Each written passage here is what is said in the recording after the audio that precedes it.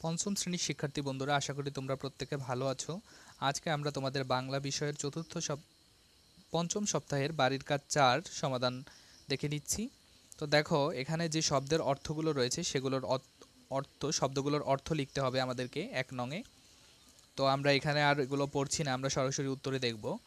২ নং প্রশ্নের উত্তরে রয়েছে কিছু শব্দ দেওয়া আছে, সঠিক শব্দ বসিয়ে শূন্যস্থানগুলো আমাদেরকে পূরণ করতে হবে।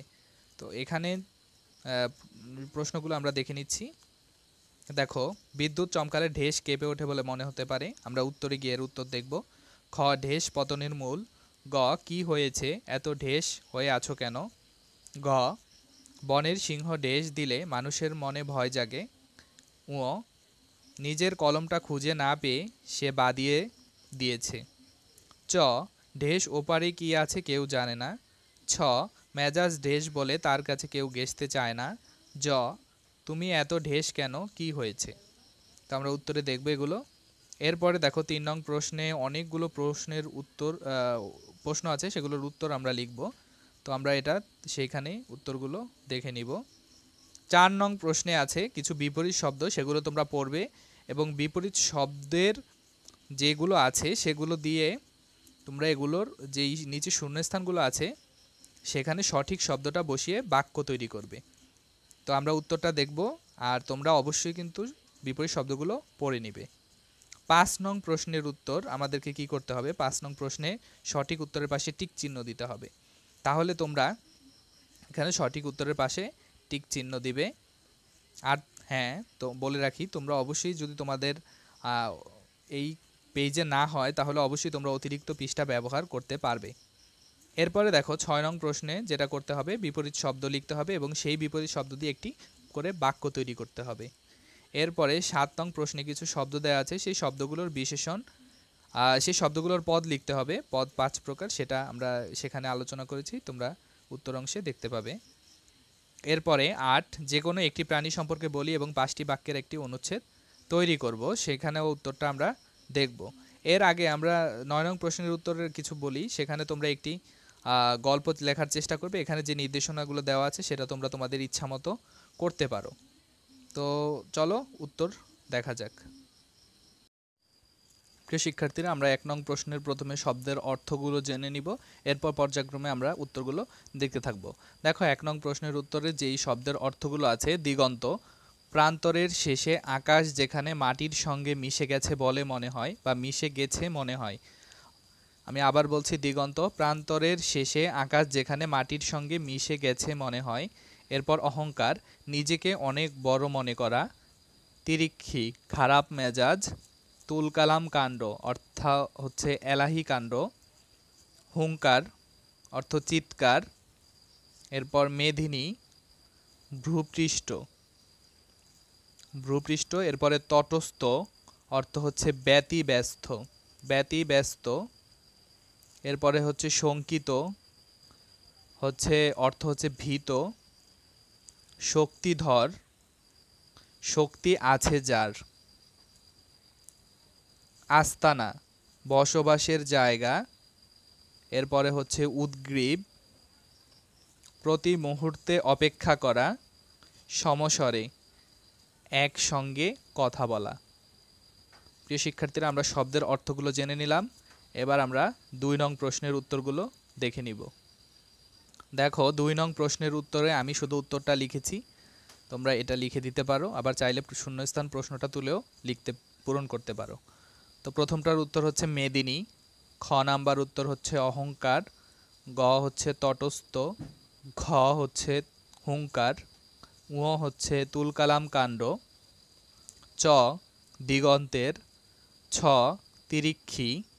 জ, শঙ্কিত।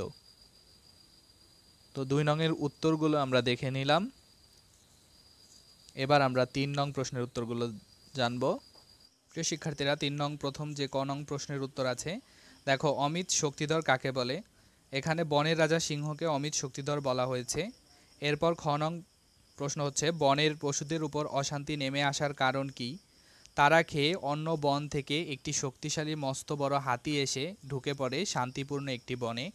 হাতিটার মেজাজটা ছিল বেশ তিরিক্ষ, তার ভয়ে সবাই তটস্থ ও শঙ্কিত হয়ে ওঠে। একমাত্র নিরীহ একটি হরিণকে সুরে জড়িয়ে দূরে ছুঁড়ে ফেলে দেয়। পায়ের তলায় একটা ছোট্ট পিঁপড়ে পিষে মেরে ফেলে। অত্যাচারী হাতিটার কারণে বনের পশুদের উপর অশান্তি নেমে আসে। এরপরে গ নং প্রশ্নের উত্তর, এগুলো লিখতে অবশ্যই তোমরা অতিরিক্ত পৃষ্ঠা ব্যবহার করবে। তো গল্পে মুক্ত স্বাধীন বলতে কি বোঝানো হয়েছে? গল্পে মুক্ত স্বাধীন বলতে বোঝানো হয়েছে হাতির অত্যাচার ও ভয়ে শঙ্কিত হয়ে তার অধীনে না থাকাকে। অর্থাৎ তোমরা চাইলে এই পর্যন্তও দিতে পারো, এগুলো সংক্ষিপ্ত করে দেওয়াটা যায় চাইলে, আর তোমরা চাইলে আবার পুরোটা দিতে পারো। অত্যাচারী এক হাতি বনে এসে পশুদের শান্তি কেড়ে নেয়। হাতিটি অন্য হাতিদের অত্যাচার ও হত্যা করতে আরম্ভ করে। নিজেকে সে বনের রাজা মনে করে এই অমিত শক্তিধর হাতিটি। এরপরে পরের অংশটি দেখো।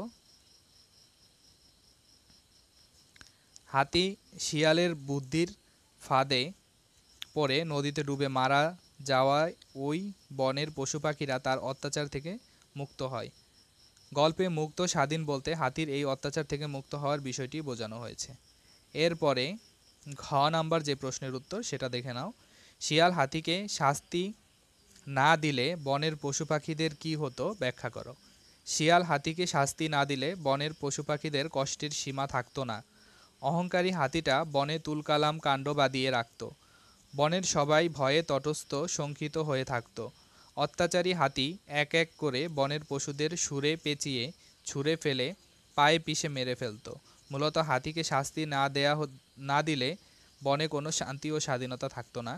এরপর ও নাম্বার প্রশ্ন, হাতির এই শাস্তির জন্য তার চরিত্রের কোন বিষয়টি দায়ী বলে তুমি মনে করো?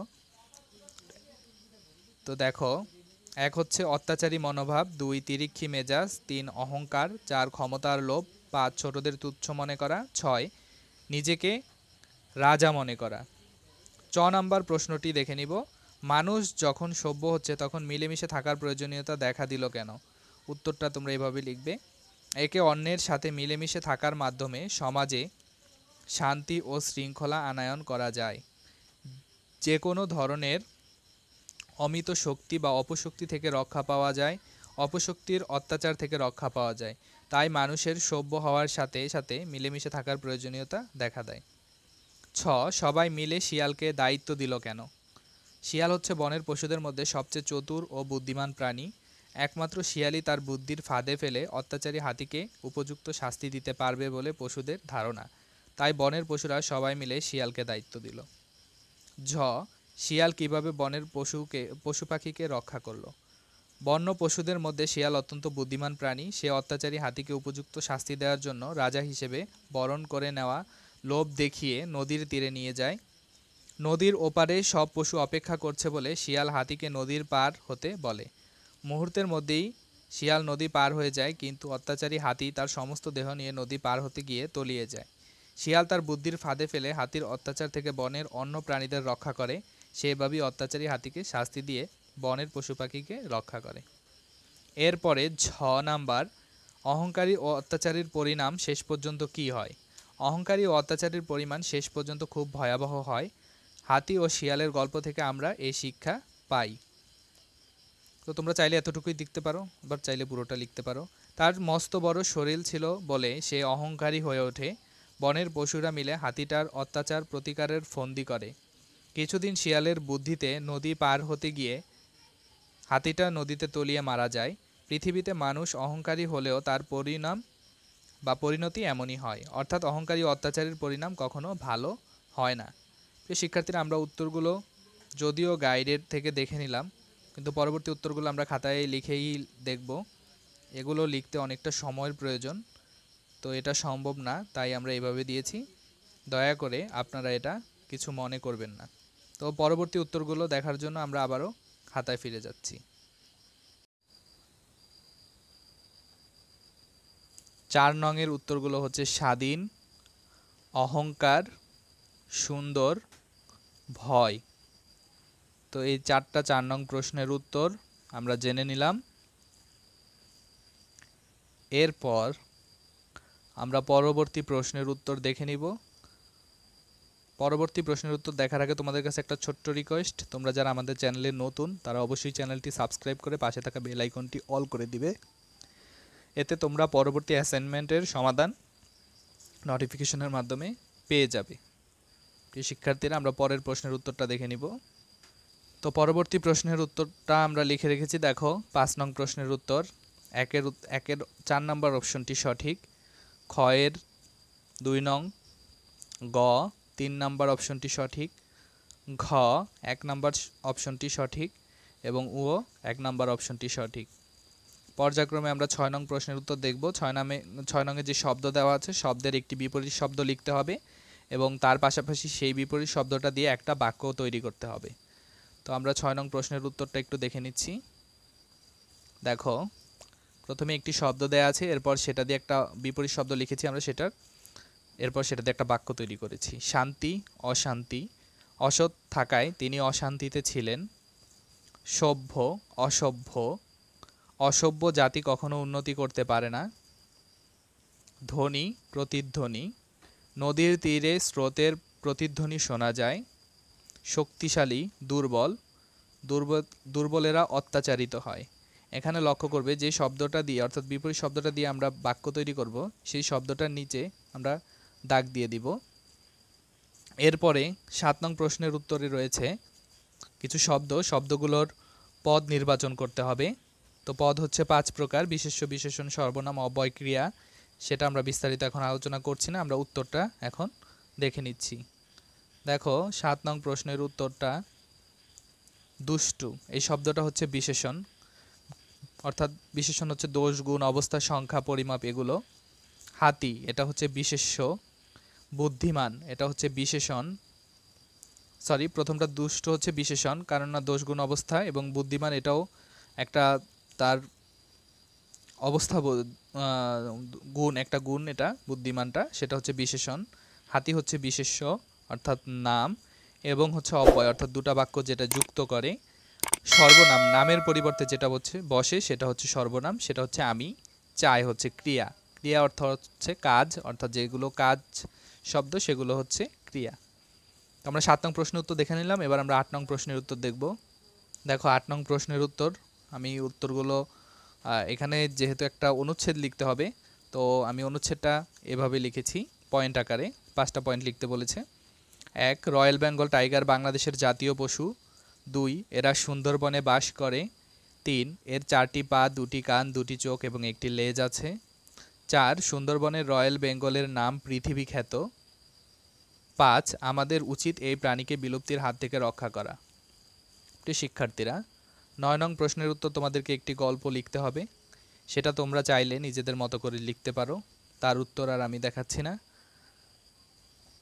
তো তোমরা তোমাদের মতো করে একটি ছোট্ট গল্প নিজের মন মতো লিখে তোমরা অ্যাসাইনমেন্টটা জমা দিবে।